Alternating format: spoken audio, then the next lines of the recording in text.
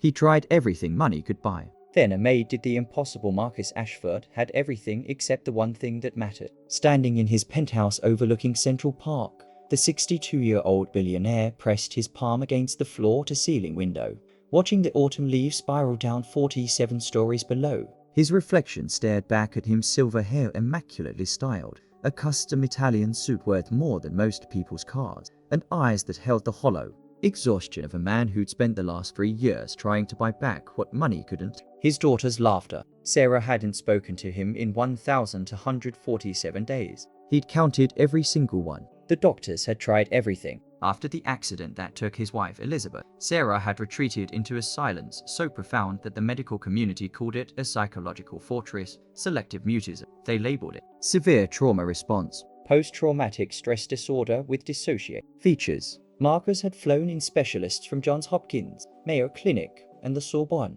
He'd built an entire wing onto Mount Sinai just to house the neurological research team dedicated to his daughter's case. Dr. Weinstein, the chief psychiatrist, had been apologetic but firm during their last consultation. Mr. Ashford, we've exhausted every conventional therapeutic approach. The experimental treatment, the hypnotherapy, the EMDR sessions. Sarah participates, but she won't break through that final barrier. Sometimes he'd pause, choosing his words carefully. Sometimes healing isn't about what we can do to a patient. It's about what environment allows them to heal themselves. Marcus had written another check anyway. $50 million for a new research initiative. As if trauma could be solved like a business problem, with enough capital and the right team. The penthouse was a monument to that philosophy. Every piece of furniture, every work of art, every carefully calibrated detail had been selected by experts. Child psychologists had designed Sarah's suite with calming colors and therapeutic spaces. Nutritionists planned her meals down to the micronutrient.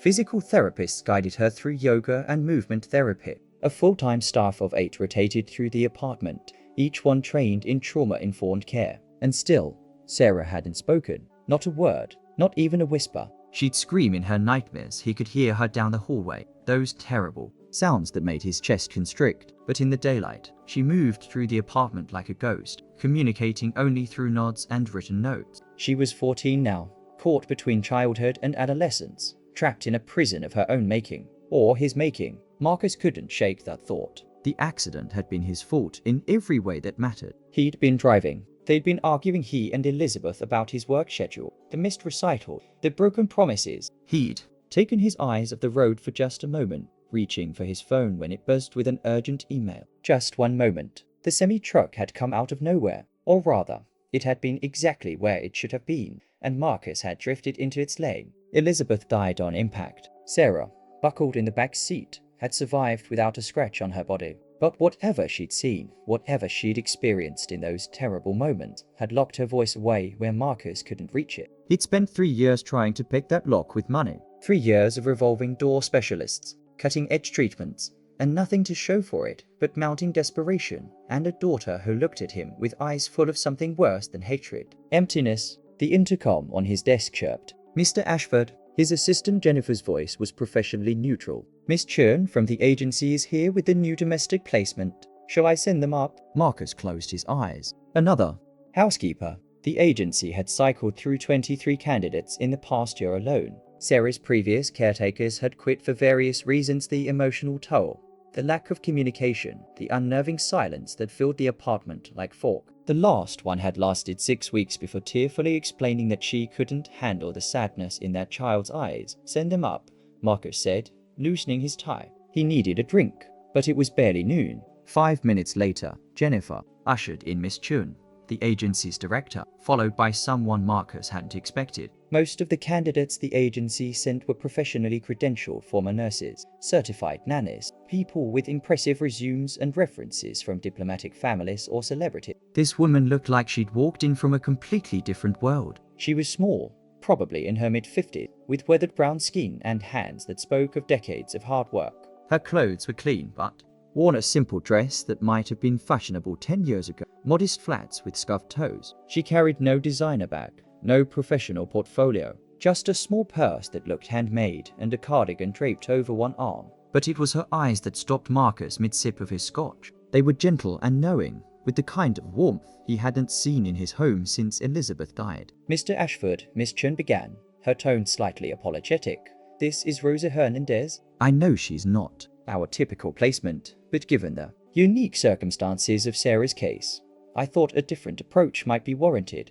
Rosa stepped forward, extending her hand. Her grip was firm despite the softness of her palm. "Mr. Ashford," she said, her accent carrying the musical lilt of Central America. "Thank you for seeing me, Miss Hernandez," Marcus said, automatically shifting into interview mode. I see you don't have your resume with you. "I brought something better," Rosa said.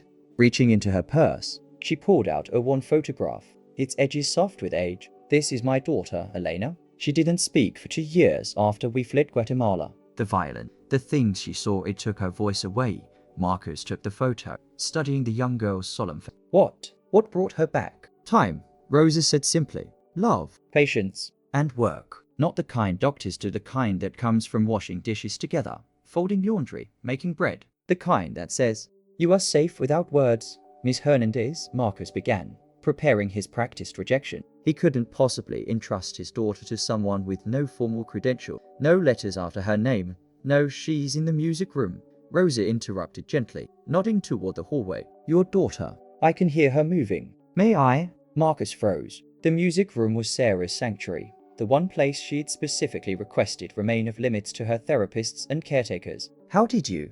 But Rosa was already moving, Miss Chen looking equally startled. Marcus followed, his heart beginning to pound. Through the apartment they went, past the custom furniture and priceless art, until Rosa stopped at the closed door of the music room. She didn't knock. She simply sat down on the floor outside the door, her back against the wall, and began to hum. It was a simple melody, something Latin and ancient sounding, a lullaby perhaps. Her weathered hands moved in her lap, fingers tracing patterns as if she were kneading invisible dough. Inside the room, the small movement stopped. Marcus held his breath. Rosa kept humming, her eyes closed, utterly unself-conscious. Minutes passed. Jennifer checked her watch nervously. Miss Chen opened her mouth to speak, but Marcus held up a hand to stop her. Then, so quietly, he almost missed it, there came a sound from behind the door, a humming thin and wavering, matching Rosa's melody. Sarah was humming back. Marcus's vision blurred with tears. It wasn't speech, not yet, but it was sound,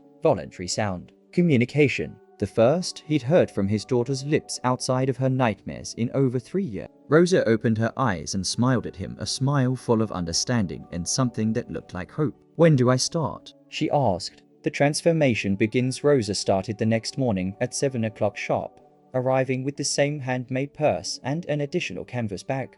That clinked softly when she set it down in the kitchen. Marcus had spent a sleepless night second-guessing his decision to hire her on the spot, overriding Miss Chen's protests about background checks and proper vetting procedures. He'd made calls, pulled strings, and by midnight had Rosa's entire history laid out on his desk. The facts were unremarkable by his standards. Rosa Maria Hernandez, 54 years old, had immigrated legally from Guatemala 23 years ago with her, their 9-year-old daughter Elena. She'd worked as a housekeeper for various families in the tri-state area, never staying anywhere longer than 3 years. No criminal record, no red flags. References described her as kind, hardworking, and discreet. One family mentioned she'd been remarkably good with our autistic son. What the background check couldn't capture was the quality Marcus had seen in her eyes, the deep well of understanding that came from surviving something terrible and coming out intact on the other side. The rest of the staff had been skeptical at best. Dr. Morrison,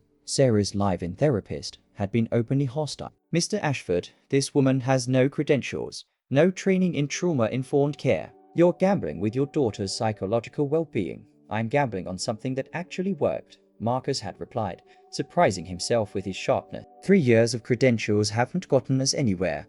Now, watching Rosa move through his kitchen like she'd been there for years, Marcus felt that familiar flutter of hope and the fear that came with it. Hope was dangerous. He'd felt it before, with each new specialist, each promising treatment, and each time it had curdled into disappointment. Rosa was examining the contents of his industrial-sized refrigerator with obvious disapproval. "Too much," she murmured, more to herself than him. "Too much choice, too much cold. I have nutritionists who plan Sarah's meals," Marcus said, defensively. "Every vitamin, every mineral. Food is not medicine," Rosa interrupted, pulling out eggs, milk, butter. "Food is love." "You cannot measure love in vitamins." She began gathering flour, sugar, cinnamon. "Where is your daughter now?" still in her room. She usually comes out around 8:30 for breakfast. Dr. Morrison brings it to her suite. Rosa shook her head. No more. Today she comes to the kitchen. She won't, Marcus said. She hasn't eaten outside her room in 18 months. Then she is hungry enough, Rosa said simply, beginning to mix ingredients in a bowl she'd pulled from her canvas bag, her own bowl, Marcus realized, brought from home. You go. I work. Marcus started to protest, then stopped. Something about Rosa's absolute certainty made argument feel pointless. He retreated to his study, but left the door open, watching through the crack as Rosa began to cook. She didn't just cook. She performed. Her hands moved in rhythms that seemed choreographed, kneading, folding, stirring, and she sang. Softly, in Spanish, songs Marcus didn't recognize, but that felt ancient and comforting even to his ears. The apartment began to fill with smells: cinnamon, vanilla, caramelizing butter. Real smells, warm and alive, so different from the carefully portioned meals the nutritionist prepared. At 8:15, Marcus heard Sarah's door open. His breath caught. Dr. Morrison would be with her, ready to escort her through her morning routine. But the footsteps he heard were single, light, hesitant. Sarah appeared in the kitchen doorway alone, drawn like a magnet to the source of the smell. She wore her usual armor oversized hoodie, leggings, hair covering half her face. But she was there, in the kitchen, something she hadn't done in over a year. Rosa didn't look up from the pan where golden pancakes were bubbling. Good morning, Mija, she said casually, as if Sarah's presence was the most natural thing in the world. You are just in time. I need someone to tell me if these are sweet enough. My taste, she is not so good anymore. She flipped a small pancake onto a plate, cut a bite-sized piece, and held out the fork, not towards Sarah, but just resting on the counter within reach. An offer, not a demand. Sarah stood frozen in the doorway. Marcus held his breath in his study, his heart hammering. Dr. Morrison appeared behind Sarah, mouth opening to intervene, but Marcus caught her eye and shook his head sharply. Not now. Seconds stretched into a minute. Rosa kept cooking, humming, completely relaxed. As if she had all the time in the world. As if Sarah's decision didn't matter either way. Then Sarah took one step forward. Then another. Her hand reached out, trembling slightly, and took the fork. She lifted it to her mouth, tasted, and the smallest smile barely there. Just a whisper of expression touched the corners of her lips. Good, Rosa asked, still not looking directly at her. You think maybe a little more? Vanilla, Sarah nodded. Actually nodded, engaged in the question. Rosa handed her the vanilla bottle. You add, you have better taste than me. For the next 20 minutes, Marcus watched his daughter participate in making breakfast. She didn't speak. Rosa never asked her to. But she poured vanilla, stirred batter, and when Rosa handed her a spatula, she flipped her own pancake. Small actions. Simple actions. But actions that engaged with the world, with another person, in ways Sarah hadn't. Managed in 3 years of intensive therapy. They ate together at the kitchen counter, Rosa talking in a steady, gentle stream about nothing important. Her daughter Elena's upcoming graduation from nursing school. The pigeons that gathered on her fire escape in Queens. The proper way to make CAF con leche. She never asked Sarah questions that required verbal answers. Never demanded eye contact or engagement. She just was. Present and warm and utterly undemanding. Dr. Morrison pulled Marcus aside after breakfast, her expression torn between professional concern and grudging amazement. I don't know what just happened, but that was more engagement than I've seen from Sarah in 6 months. However, Mr. Ashford, I must stress that this woman is untrained. She could inadvertently what? Marcus interrupted. Make my daughter smile. Make her want to come out of her room. I'll take that risk. Over the following days, a new rhythm established itself in the penthouse. Rosa arrived each morning at 7 and stayed until 3, overlapping with but largely ignoring the schedules of the therapists and tutors. She cooked, cleaned, and sang her way through the apartment, and Sarah began to orbit around her like a small moon finding its gravity. The transformation wasn't dramatic. There were no sudden breakthrough, no tearful speeches. Instead, there were tiny moments that accumulated like snowfall. Sarah helping fold laundry, her fingers learning the precise creases Rosa demanded. Sarah sitting at the kitchen counter doing homework while Rosa prepared lunch, the silence between them comfortable rather than oppressive. Sarah handing Rosa cleaning supplies without being asked, anticipating needs, communicating through action rather than words. Rosa never treated Sarah like she was broken. Never spoke in the careful, therapeutic tones the other staff used. She gave orders: bring me the whisk, hold this bowl, tell me when the timer beeps. That assumed capability and normalcy. And Sarah rose to meet those expectations. The staff meeting 2 weeks after Rosa started was tense. The entire care team had gathered in Marcus's study. Dr. Morrison, Dr. Patel the psychiatrist, Karen the occupational therapist, James the tutor, and 3 others. Rosa had not been invited, but Marcus could hear her in the kitchen with Sarah, teaching her to make empanadas. Mr. Ashford, Dr. Patel began carefully, "We're all pleased to see Sarah's increased engagement and effect improvement. However, we're concerned about the lack of structured therapeutic intervention in her interactions with Miss Hernandez. There's no treatment plan, no measurable objectives." "She's smiling," Marcus interrupted. "She's participating. She got up this morning without being prompted and went straight to the kitchen." "Those are my objectives." But without addressing the underlying trauma, Dr. Morrison tried. "Maybe the underlying trauma doesn't need to be addressed directly," Marcus said, surprising himself. "Maybe it needs to be lived around, given space to heal on its own." Dr. Patel exchanged glances with Dr. Morrison. "Mr. Ashford, that's not how trauma therapy works. The evidence-based approach requires evidence-based approaches haven't worked," Marcus said flatly. "This is. I'm not firing anyone. You all still have your jobs. But Rosa stays, and she does things her way." After they filed out, Marcus walked to the kitchen doorway. Sarah and Rosa were crimping the edges of empanadas together, their hands moving in synchronized rhythm. Rosa was telling a story about her abuela in Guatemala, about making these same empanadas during festivals, about the sound of marimba music drifting through mountain villages. Sarah's eyes were bright, present, alive. She wasn't just listening. She was there, fully there, in a way Marcus hadn't seen since before the accident. "Mr. Ashford," Rosa said without looking up, somehow sensing his presence.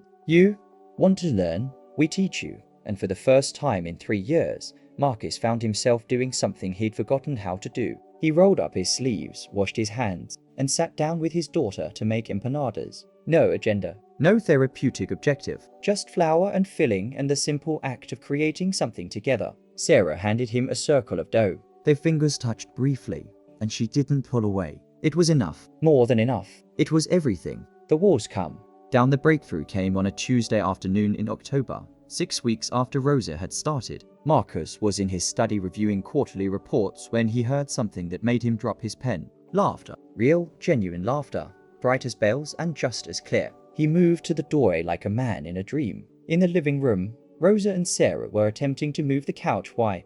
Marcus had no idea, and it had somehow gotten wedged at an angle. Rosa was pushing from one end, Sarah pulling from the other, and the absurdity of their predicament had broken something open in Sarah. She was laughing, her whole body shaking with it, the sound rusty from disuse but unmistakably joyful. "Mija, Mija," Rosa was saying through her own laughter. "We push the same direction. You push also, not pull." Sarah shook her head, still laughing silently, but Marcus could see her lips forming the word no, could see her trying to explain through gestures that Rosa was the one going the wrong direction. It was playful. It was normal. It was a teenage girl teasing the housekeeper about who was confused. Marcus felt his eyes burn with tears. He retreated to his study before they could see him, pressing his palms against his desk as emotion crashed through him. 6 weeks. 6 weeks of Rosa's simple presence, her cooking and cleaning and songs, had brought his daughter back to laughter. 3 years and tens of millions of dollars in treatment hadn't managed what this woman had done with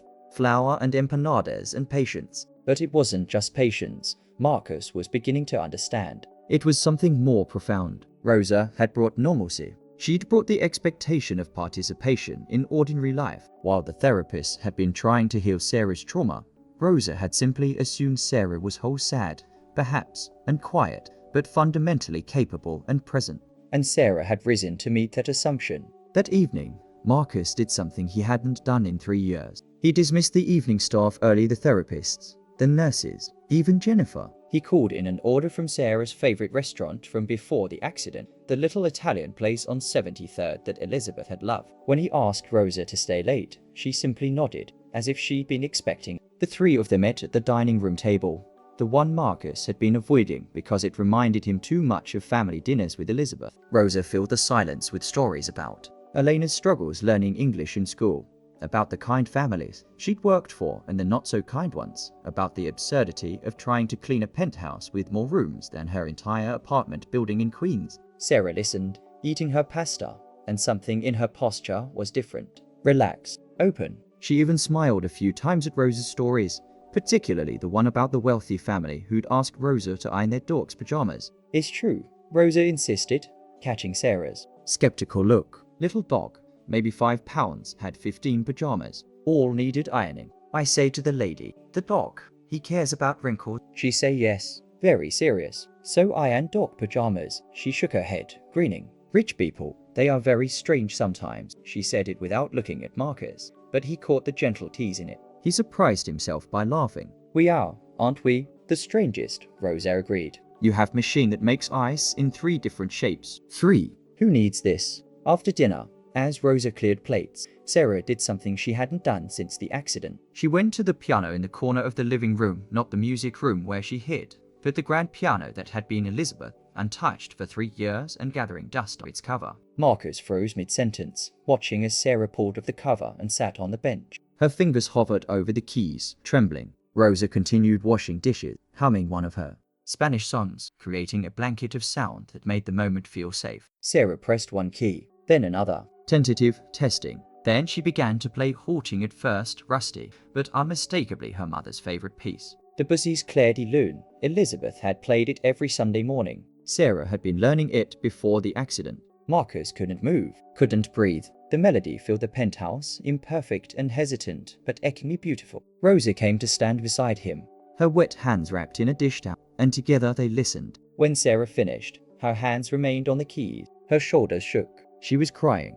Marcus realized the first tears he'd seen her shed since the funeral. Silent tears streaming down her face as she stared at the piano key. Rosa moved before Marcus could, crossing to Sarah and wrapping her arms around the girl from behind. She didn't say anything, just held her, rocking slightly, while Sarah cried 3 years of grief into Rosa's shoulder. Marcus stood paralyzed, watching his daughter finally grieve. Part of him wanted to rush over, to hold her himself, but he sensed that this moment belonged to them, to Sarah and Rosa, to the trust they built folding laundry and making empanadas. He was witnessing it, but he wasn't part of it. Not yet. After a long while, Sarah's crying subsided. She pulled back from Rosa, wiping her eyes with her sleeve, and for just a moment, her gaze met Marcus's across the room. In her eyes, he saw something that made his chest ache, a question, maybe, or an invitation. A tiny crack in the wall between them. He took a chance. That was beautiful, sweetheart. Your mother would have loved hearing you play her song.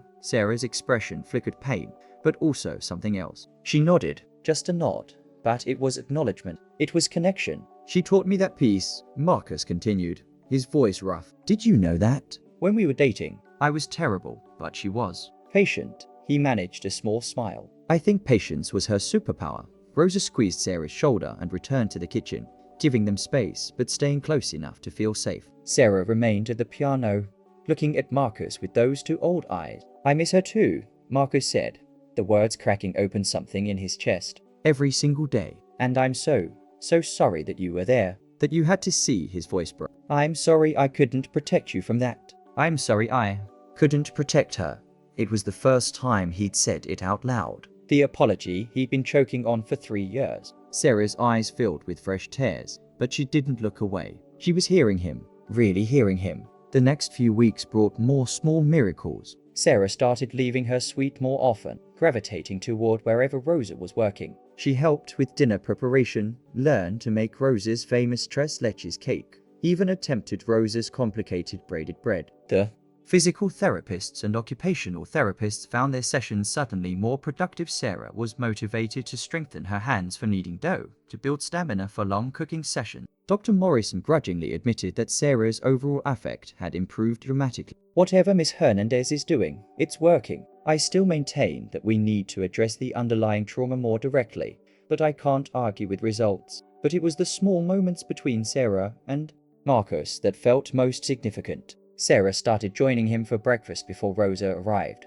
the 2 of them sitting in companionable silence over coffee and orange juice. She began watching movies with him in the evenings, old comedies that Elizabeth had loved. She even sat in his study one afternoon, doing homework while he worked, the way she used to when she was small. They didn't talk much. Sarah still hadn't spoken. But they were present together, and that presence felt like forgiveness, or at least the possibility of it. Rosa watched these developments with quiet satisfaction. She is finding her way back, she told Marcus one afternoon while making tamales. The voice, it will come when she is ready. You cannot force a flower to bloom. You just give it sun and water and time.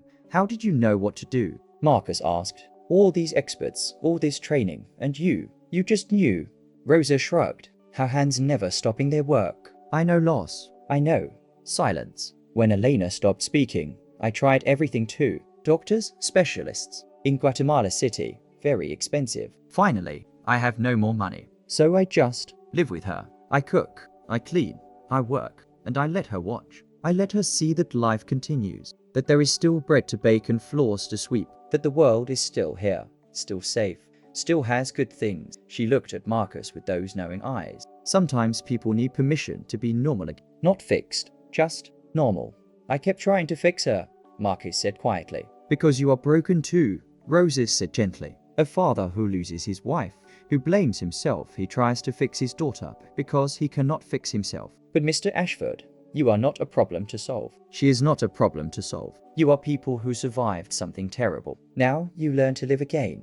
It was the most direct Rosa had ever been with him, and the truth of it struck Marcus like a physical blow. He'd been so focused on Sarah's trauma that he'd never addressed his own. He'd buried himself in solutions, in specialists and treatments and research, because doing anything felt better than sitting with his own grief and guilt. How do I do that? He asked. Learn to live again. Rosa smiled and handed him an apron. Start small. You help me with these tamales. Then tomorrow, maybe you talk to your daughter. Not about the accident. Not about feelings. Just talk. About movies. About what she is. Learning. About anything. You practice being her father again.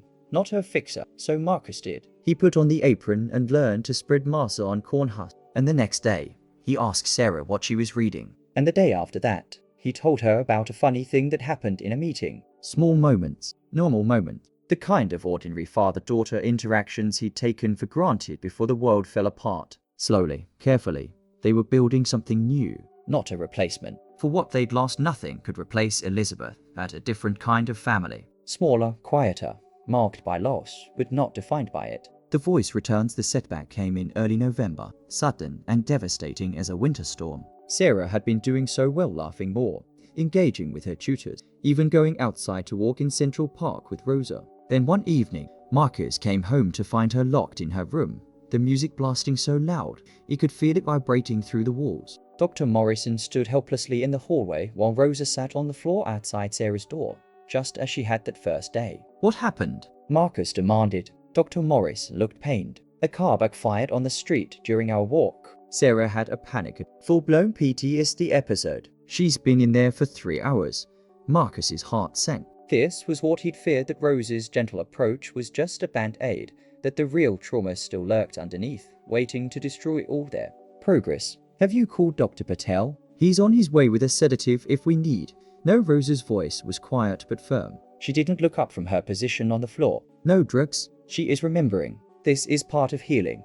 Miss Hernandez, with all due respect, you are not qualified to make that determination, Dr. Morrison said sharply. Sarah is in acute distress. She is in grief, Rosa corrected. There is difference. Mr. Ashford, you trust me? Marcus looked at this woman who'd done the impossible, who'd brought his daughter back from a silence everyone said was permanent. Yes, he said. I trust you. Dr. Morrison opened her mouth to protest, but Marcus held up a hand. Give Rosa tonight. If Sarah's not better by morning, we'll call Dr. Patel. The therapist left, clearly unhappy, and Marcus found himself once again sitting on the floor across from Rosa, the music pounding through the door between them and Sarah. It was one of Elizabeth's songs, a melancholy ballad she'd loved, one that had played in the car sometime. The memory hit Marcus like a fist. She's remembering her mother, Rosa said quietly, as if reading his thoughts. The car sound, it brought her back to that day. Now she is in the remembering place. This is good. Good, Marcus's voice cracked. She's suffering in there.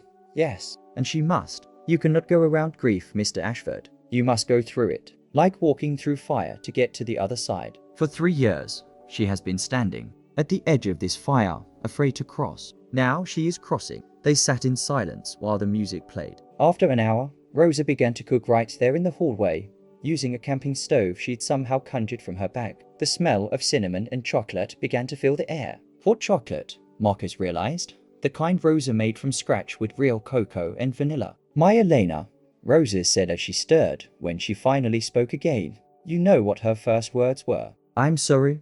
Mama, 2 years of silence, and she apologizes to me. Because she thought her pain was a burden. She thought her fear was weakness. Rosa's eyes were wet. I tell her what I tell you now. There is no shame in breaking. We all break sometime. The shame is in pretending we are not broken. The music stopped abruptly. In the sudden silence, they heard Sarah moving, and then her door opened. She stood there, face blotchy from crying, hair wild, still in her pajamas from the morning, but her eyes were different, raw and red, but somehow clearer. Present, she looked at Rosa, then at Marcus, then back to Rosa. Her mouth opened, Closed, opened again. I remember everything. Her voice was hoarse, barely above a whisper, but unmistakably there. words. Actual words after more than 3 years. I remember the truck. I remember Mom screaming my name. I remember Dad crying, and I couldn't help him. I couldn't move. I couldn't speak. I just sat there covered in glass, and I couldn't. Voice broke. Marcus couldn't breathe. Couldn't think. His daughter was speaking. His daughter was speaking. Rosa stood calmly, offering Sarah a mug of hot chocolate. Yes, Major. You remember. And now you have spoken it. The remembering cannot hurt you anymore because you have given it voice. Sarah took the mug with shaking hands. Her eyes found Marcus's, full of anguish. It wasn't your fault, Dad. You looked away for 1 second. 1 second. Mom was yelling about something stupid. I don't even remember what. And that truck she couldn't finish. Marcus moved without thinking, crossing the space between them and pulling his daughter into his arms. She was stiff at first, then collapsed against him, the hot chocolate sloshing as Rosa gently took the mug. And then Sarah was sobbing huge, wrenching sobs that shook them both, and Marcus was crying too. 3 years of dammed-up grief flooding out. I'm sorry, he choked out. I'm so sorry. I should have been paying attention. I should have. She didn't blame you. Sarah said into his shoulder, her voice muffled. In those last seconds, she wasn't thinking about the fight. She was trying to protect me. She turned around and reached for me, and she said. Sarah pulled back, looking at him with those 2 old eyes. She said, tell Daddy I love him. Those were her last words. Not the fight, not anger, just that. Tell Daddy I love him. Marcus felt something break open in his chest, grief and relief and love all mixed together. Until he couldn't tell them apart. All these years, he'd thought Elizabeth's last thoughts were of their argument, of his failure. But she'd been thinking of love. Of course she had. That was who Elizabeth was. They stood there in the hallway holding each other and crying while Rosa quietly cleaned up her camping stove, giving them space but staying close. When they finally pulled apart, Sarah's face was a mess, but her eyes were lighter somehow, as if speaking the unspeakable had let some of the darkness out. I am tired, she said, her voice still rough and unfamiliar from disuse. But can we all sit together for a while? I don't want to be alone. They moved to the living room. Sarah curled on the couch between Marcus and Rosa. No one spoke much. Rosa told a quiet story about her grandmother, about how she'd survived a hurricane in Guatemala by hiding in a church basement with 40 other people, singing hymns to stay calm. Marcus talked about Elizabeth's small memory, happy. Once, the way she danced in the kitchen when she thought no one was watching. Her terrible singing voice. The time she tried to cook Thanksgiving dinner and set off every smoke alarm in the building. Sarah listened, occasionally adding her own memories. Her voice was hesitant, like someone learning a new language, but she kept using it. Small comments, little observations. Each word a miracle. Around midnight, Sarah fell asleep with her head on Marcus's shoulder. Rosa stood to leave, but Marcus caught her hand. Stay, please. You should be here for this. So Rosa stayed. And when Marcus carried Sarah to bed, his daughter, who was too old to be carried, but who felt heartbreakingly light in his arms, Rosa came too. They tucked her in together, and Sarah's eyes opened briefly. Rosa? She whispered. Yes, Major. Thank you for knowing what I needed, even when I didn't. Rosa kissed her forehead. You always knew, mi amor. You just needed time to be ready. The next morning, Sarah came to breakfast and spoke. Just good morning, and can you pass the orange juice? But Marcus felt his heart leap at every syllable. Over the following days, she spoke more, never a flood, but a steady trickle. She answered questions from her tutors, made comments about movies, even once laughed at one of Marcus's terrible dad jokes and said, that was awful. Dr. Patel was cautiously optimistic. This is remarkable progress. The trauma has been processed and integrated. Sarah's finding her voice again, literally and figurative. I'd like to continue therapy to ensure she has tools for managing PTSD symptoms. But Mr. Ashford, your daughter has turned a corner, but the professional triumph felt hollow to Marcus. Because in her success, he saw something he'd been avoiding: the end of Rose's role. Sarah was speaking now. She was engaging with her therapists, going back to school part-time, rebuilding her life. Soon, she wouldn't need a housekeeper who cooked empanadas and told story. She'd need what Marcus could provide: tutors, opportunities, resources. 2 weeks after Sarah started speaking again, Marcus called Rosa into his study. He prepared a speech about gratitude, about generous bonuses, about giving her the freedom to return to her own life now that Sarah was better. But when Rosa sat across from him, her hands folded calmly in her lap, the words died in his throat. "You were thinking I should leave," Rosa said simply. "No, I mean Sarah's doing so much better now. She's speaking.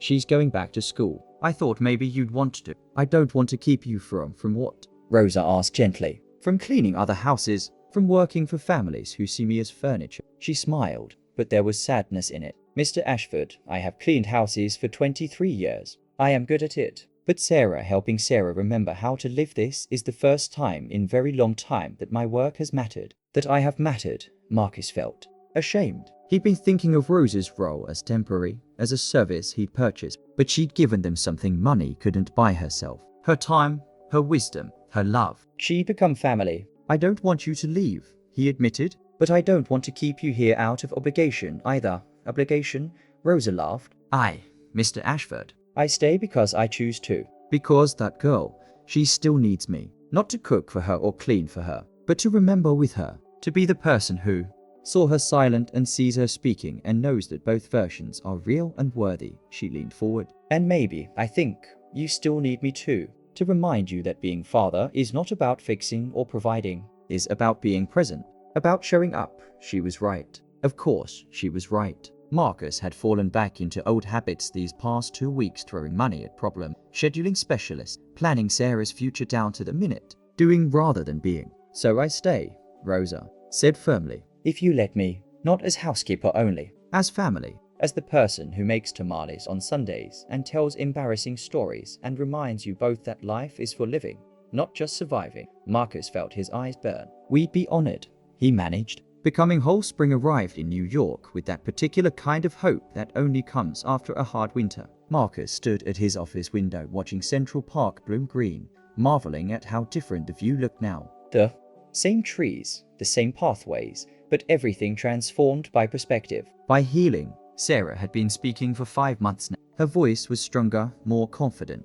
though she still had quiet days when words felt difficult and she retreated into comfortable silence. Dr. Patel called it adaptive functioning, Sarah learning to recognize her limits and honor them. Rosa called it listening to yourself, which Marcus thought was a better description. The biggest change was in Sarah's voice, though. It was the life that had grown back into their home. The penthouse that had felt like a mausoleum for 3 years now hummed with activity, but different activity than before. Not the sterile efficiency of rotating specialists and scheduled therapies. This was messier, warmer, more real. Rosa had transformed the kitchen into a kind of heart for their makeshift family. On Sundays, Elena came over with her boyfriend Miguel, and they cooked elaborate meals together. Rosa directing, Sarah chopping vegetable, Elena telling nursing school stories that made everyone laugh. Marcus had learned to make decent empanadas, though Rosa still teased him about his crimping technique. More surprisingly, other people had started appearing. Carlos, Rosa's elderly neighbor from Queens who played guitar and taught Sarah traditional Latin American songs. Mrs. Churn from the agency,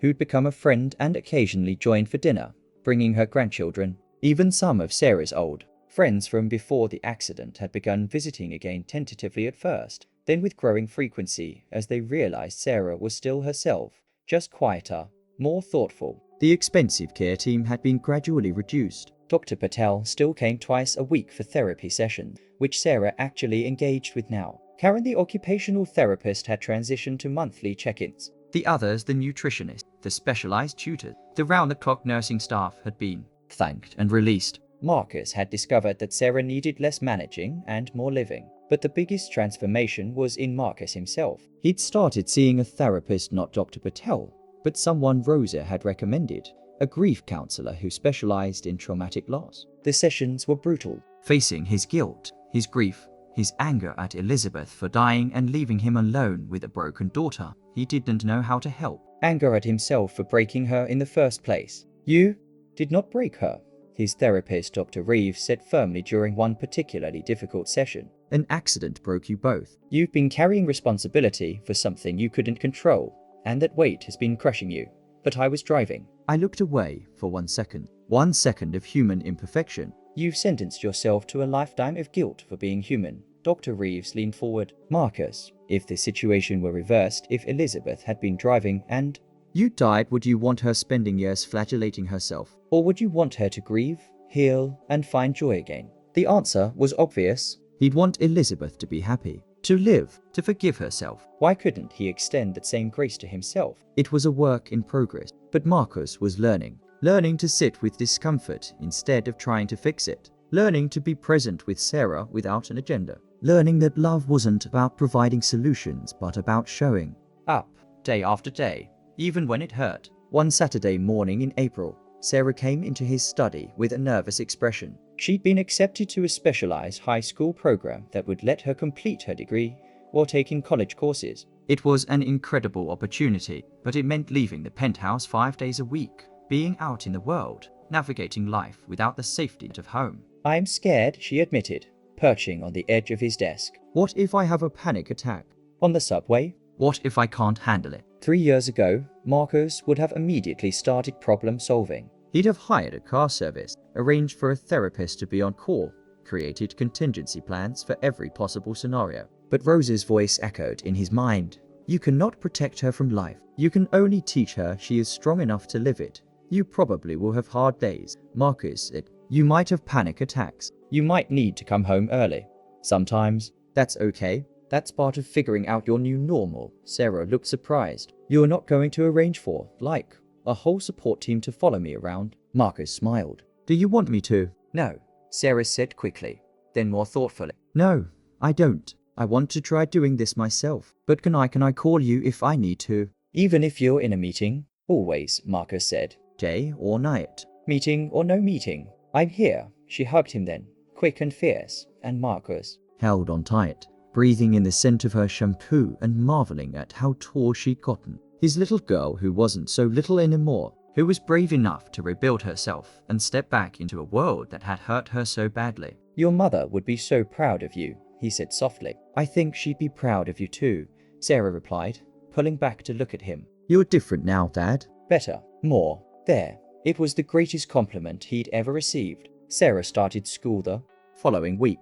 The first few days were hard. She came home exhausted, overwhelmed by noise and crowds and social dynamics she'd forgotten how to navigate. But Rosa was there with soup and bread and a listening ear. Marcus was there with terrible jokes and offers to watch her favorite movies. And slowly, Sarah found her rhythm. She made a friend, Mia, a quirky girl in her literature class who wore vintage dresses and had purple hair. Mia came over to study one afternoon and stayed for dinner.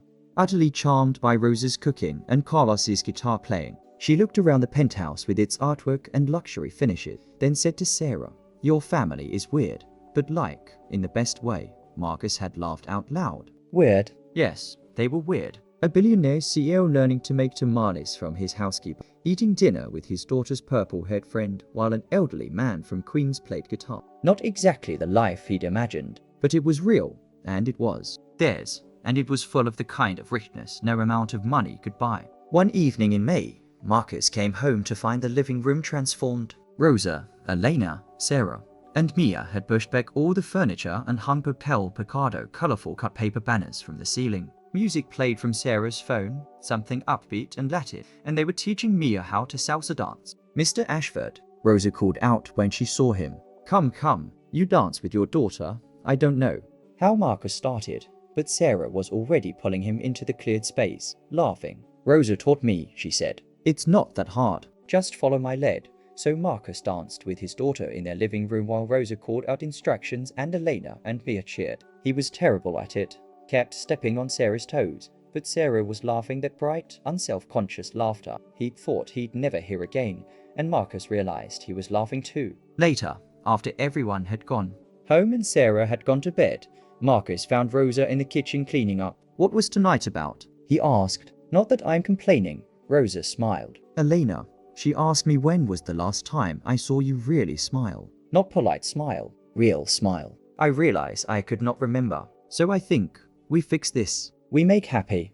You made happy, Marcus said softly. You've been making happy since the day you walked into our lives. No, Rosa corrected gently. I just remind you that happy is allowed. That you can miss Elizabeth and also dance. That you can carry grief and also have joy. These things, they live together. Like sweet and bitter in mole sauce, both are needed for the taste to be right. Marcus understood. For 3 years, he thought honoring Elizabeth's memory meant staying in grief, staying in guilt. But Elizabeth wouldn't have wanted that. She'd been joy personified, dancing in the kitchen, singing of key, finding delight in small things. The best way to honor her Wasn't to suffer, it was to live. to find joy again, to teach their daughter that love doesn't end with death, it just changes form. Rosa, he said, I need to tell you something. I've been thinking about this for a while, and I want to do it right. He pulled an envelope from his jacket pocket. This is for Elena's student loans. All of them. Consider them paid. Rosa's eyes widened. Mr. Ashford, no, this is too much. It's not nearly enough. Marcus interrupted. You gave me back my Daughter, You gave me back myself. I can never repay that. But I can make sure Elena starts her nursing career without debt. Please, let me do this. Rosa's eyes filled with tears. You are a good man, she said. Stubborn and too serious sometimes, but good heart. I am trying to be.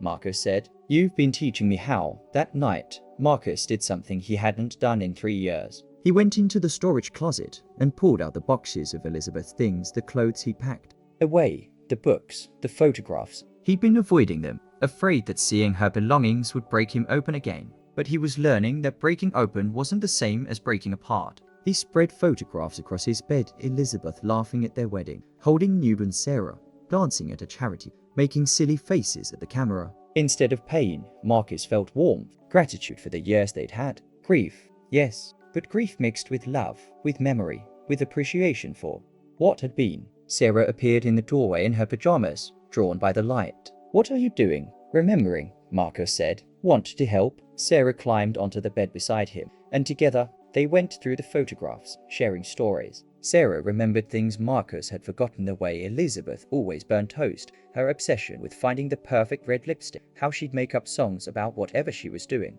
The laundry song was my favorite, Sarah said, through tears. Remember? Socks and shirts and pants go round, cleanest clothes in all the town, Marcus laughed. He'd forgotten that song. How many other pieces of Elizabeth had he lost, refusing to remember? They spent hours going through the boxes, and when they finally turned off the lights around midnight, Marcus felt lighter. The grief was still there, but it had been transformed by remembering not the tragedy of Elizabeth's death, but the gift of her life. The impossible made real. The invitation arrived on a Tuesday in June, 3 years and 8 months after the accident. Marcus was in his study reviewing contracts when Sarah knocked and entered, holding a cream-colored envelope with careful hands. Dad, she said, her voice still soft but steady now. I want to do something, and I need you to trust me. Marcus set down his pen, giving her his full attention. That phrase, trust me, had become Sarah's way of asking for support without interference, and Marcus had learned it. Meant something important was coming. What is it? Sarah handed him the envelope. Inside was an invitation to speak at a youth trauma survivors conference. The organizers had somehow heard about Sarah's recovery and wanted her to share her story. Marcus's first instinct was protective panic. Absolutely not. Too much pressure, too public, too risky. But he looked at his daughter's face and saw determination and something else. Purpose. You want to do this,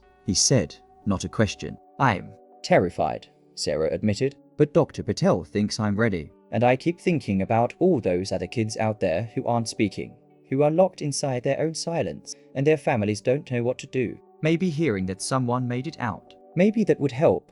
Marcus thought about the version of himself from 3 years ago, desperate and broken, willing to try anything. What would it have meant to hear that recovery was possible, not from a doctor or specialist, but from someone who'd lived it? What do you need from me? He asked. Sarah smiled. Just be there. In the audience. So if I look out and get scared, I can see you and remember I'm not alone.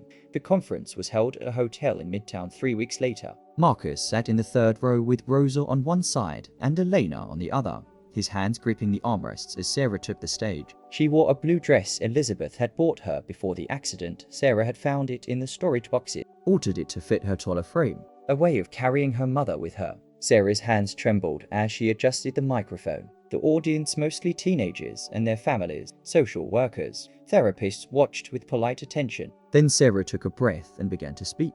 My name is Sarah Ashford, and I didn't speak for 3 years, 2 months, and 17 days. Her voice was quiet but clear. I stopped speaking the day my mother died in a car accident.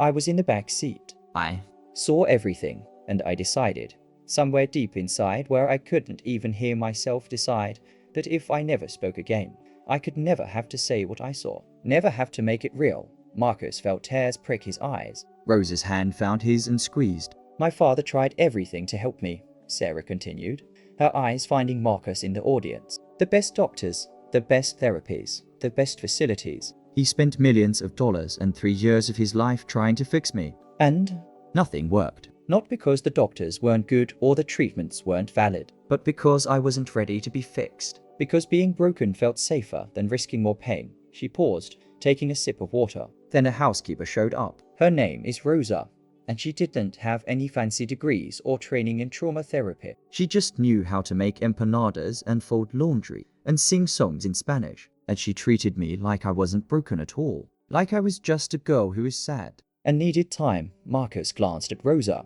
who was crying silently, her hand pressed to her mouth. Rosa didn't try to make me talk, Sarah said. She didn't try to make me confront my trauma or process my feelings. She just Lived alongside me. She showed me that life was still happening, still safe, still worth participating in. And slowly, without even realizing it, I started wanting to participate again. Started wanting to live again instead of just surviving. Sarah's voice grew stronger.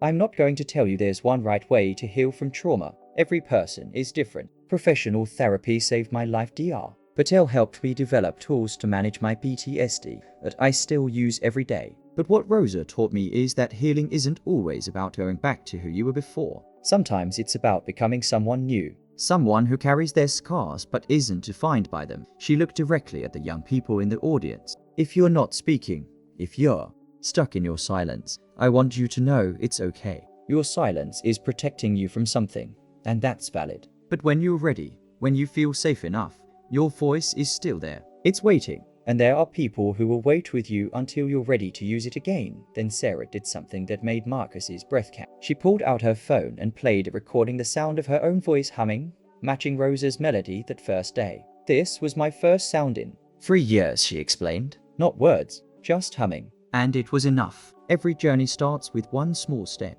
Or in my case, one small hum. The audience laughed softly, and Marcus saw other parents wiping their eyes, saw teenagers sitting forward in their seats, hungry for hope. Sarah spoke for 20 more minutes, answering questions from the audience with remarkable poise. A 13-year-old boy who hadn't spoken since witnessing a school shooting asked how she knew she was ready to talk. I didn't, Sarah admitted. I was terrified, but I realized that staying silent was hurting me more than speaking could. The fear of talking became bigger than the fear of what I might say.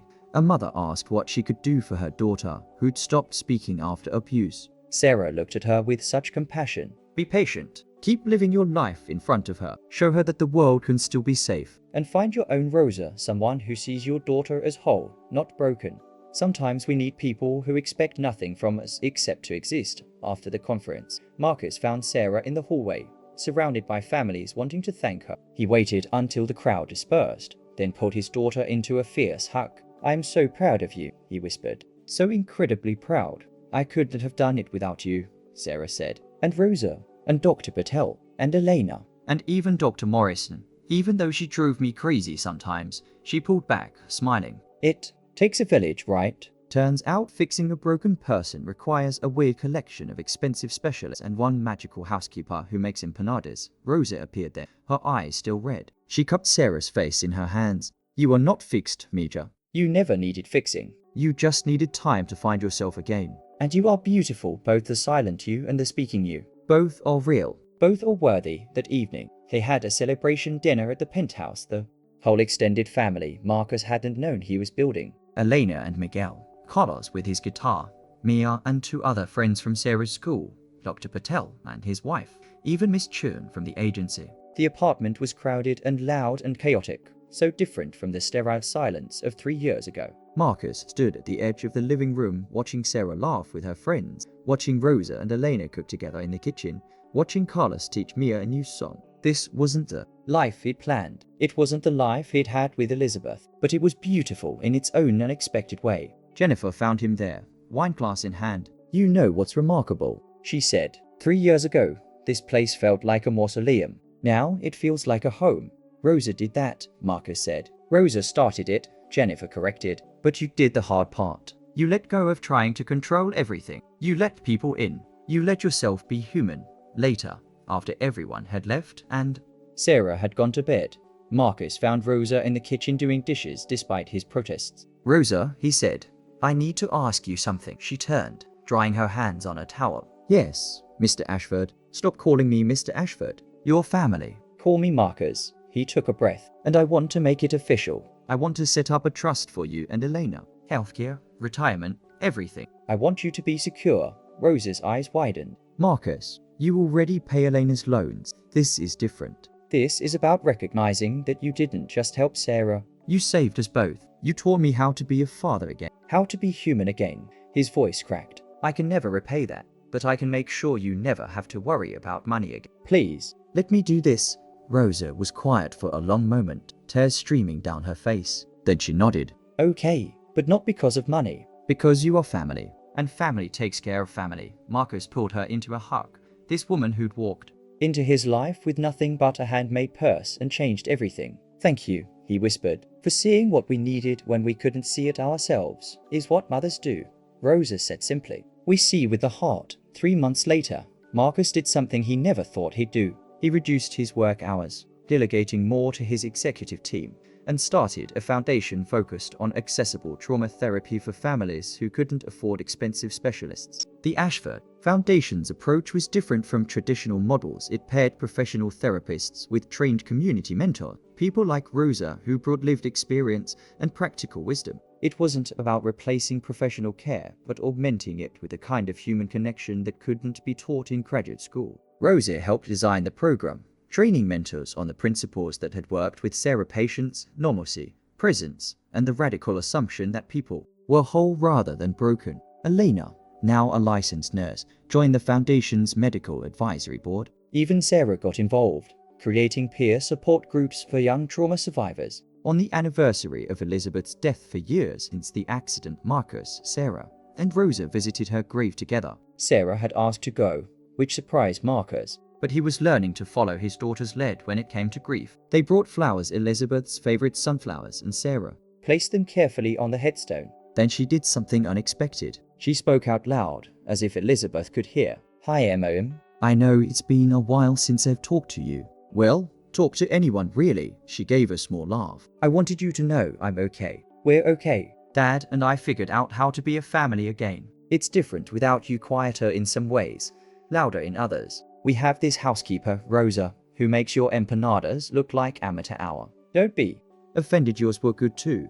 Marcus smiled through his tears, watching his daughter talk to her mother with such ease. I know you'd like Rosa, Sarah continued. She's bossy like you were, and she sings while she cooks. Remember how you used to do that? Dad still can't sing, but now he dances. Sort of. It's terrible, but it makes me happy. She paused, her voice thickened. I miss you every day, but I'm not stuck anymore, Mom. I'm living, and I think I hope that would make you happy. Rosa stepped forward and placed her own flowers on the grave. Mrs. Elizabeth, she said softly, I promise you I take good care of them. Your husband, he is learning. Your daughter, she is strong like you. They are going to be okay. You can rest now. Marcus added his flowers last. He didn't have Sarah's ease with speaking to the dead, but he tried. Elizabeth, I'm sorry it took me so long to figure out how to do this without you. But I'm trying. Every day, I'm trying. And Sarah, God, Elizabeth, you should see her. She's so brave, so strong, so much like you. His voice broke. I promise I'll keep showing up. Keep being there. Keep learning how to love her the way you did, completely, imperfectly, but always. They stood together at the grave, a billionaire, a housekeeper, and a girl who'd found her voice again. And in that moment, Marcus understood something profound. Money could buy expertise and treatment and resources, but healing, real, deep healing, came from connection, from people showing up for each other, from love in its simplest, most practical forms. Rosa had done the impossible not because she had skills money could buy, but because she'd offered something money couldn't: herself, her presence, her patience, her absolute belief that they were worthy of healing. And in the end, that had been everything. 6 years after the accident, Sarah graduated high school with honors and was accepted to college, planning to study psychology and trauma counseling. The night before she left for school, the whole family gathered one last time. Marcus, Rosa, Elena and Miguel, now married, Carlos, Dr. Patel, Mia, and a dozen others who'd become part of their unconventional tribe.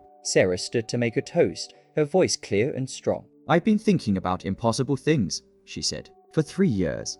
Everyone said it was impossible that I'd speak again. Statistically unlikely, medically complex. But Rosa showed up and made it look easy. Not because it was. Easy it wasn't. But because she knew something the experts didn't, that impossible is just another word for hasn't happened yet." She raised her glass. To Rosa, who did the impossible. To Dad, who learned to be human. And to all of you, who showed me that family isn't about blood, it's about who shows up. Who stays. Who teaches you to make empanadas and forgives you when you can't speak and dances with you even when they have to left feet. Everyone laughed and clinked glasses, and Margaret looked around the room at this beautiful, chaotic, imperfect family they'd built from broken pieces and felt a joy so profound it hurt. Rosa caught his eye and smiled, that same warm smile from the first day she'd sat outside Sarah's door and hummed. She'd known, even then, what Marcus had taken years to learn, that healing wasn't something you could buy or force or schedule. It was something you created, day by day, moment by moment, with patience and presence and love. Marcus raised his glass to her in silent gratitude. She'd walked into his life with nothing but a handmade purse and changed everything. She'd done the impossible, but really, Marcus thought, maybe it had never been impossible at all. Maybe they'd all just been looking for the wrong kind of miracle, the expensive, complicated kind, when what they'd needed was simple. They'd needed someone to show up, make empanadas, and remind them that life, in all its ordinary beauty, was still worth living. And that, it turned out, was the greatest gift of all. The end.